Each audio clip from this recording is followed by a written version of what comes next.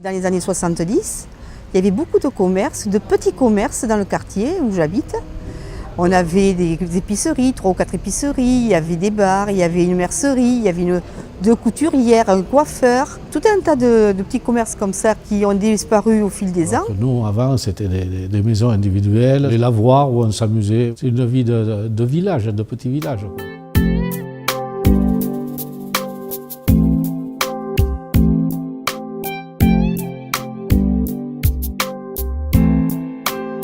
Le quartier Testaux, comme le quartier Grédy, comme le quartier de la Tour Blanche, ont évolué bien entendu au cours du siècle dernier.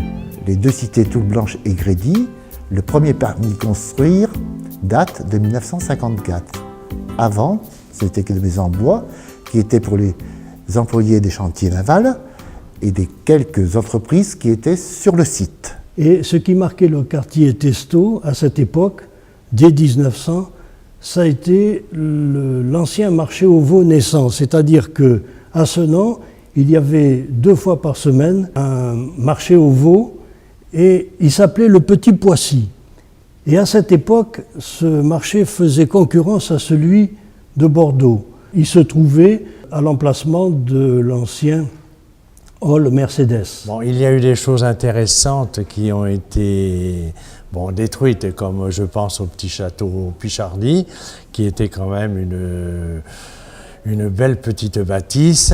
Bon, la conserver, c'était bien, mais il faut aussi trouver l'utilité de cette conservation. Il y a la granaiterie qui a disparu là aussi, où c'était une façade assez sympathique. Il y a la salle Simone Signoret aussi qui était là, qui faisait partie de l'emblème et qui a disparu aussi. Ce bâtiment qui a eu le premier cinéma, c'est dans ce bâtiment où il y avait les bains-douches en 1920-1930.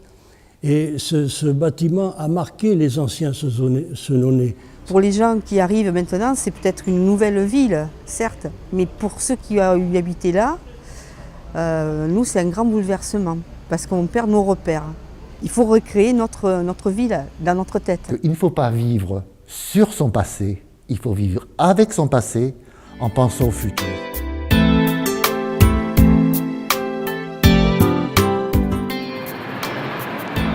Le pont était resté ce que Napoléon Ier et Napoléon III l'avaient fait, mais avec la lourde servitude des tramways. C'est alors que la municipalité se mit à l'œuvre.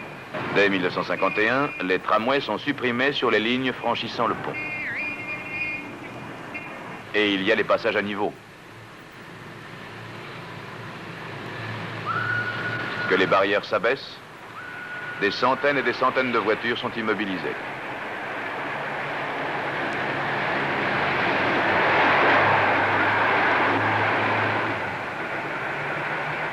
Elles se remettront en route d'un seul mouvement.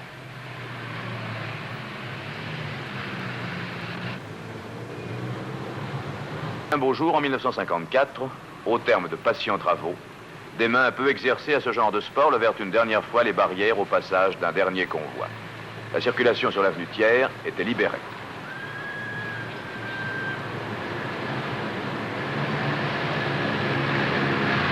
Les trains qui suivirent empruntèrent le nouveau pont rouge, refait à neuf, et un viaduc de raccordement. C'était quand même le pont. C'était quand même c'était typique et c'était joli. On aimait bien notre pont rouge. C'est pour ça qu'on l'a toujours appelé le pont rouge d'ailleurs.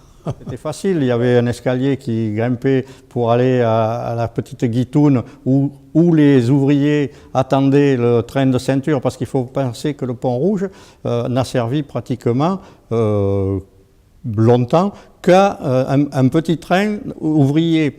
C'était un repère sur l'avenue. Maintenant, il faut qu'on s'habitue au changement par l'arrivée de voies ferrées, tous les travaux de la voie ferrée qui ont été là, les travaux du tramway, les travaux des nouveaux immeubles. Le danger, ça serait d'être dans un territoire un peu déshumanisé, où on serait juste dans un lieu de passage avec effectivement facilité d'accès au transport, mais chacun chez soi et sans véritable relation d'entraide ou de partage entre les habitants.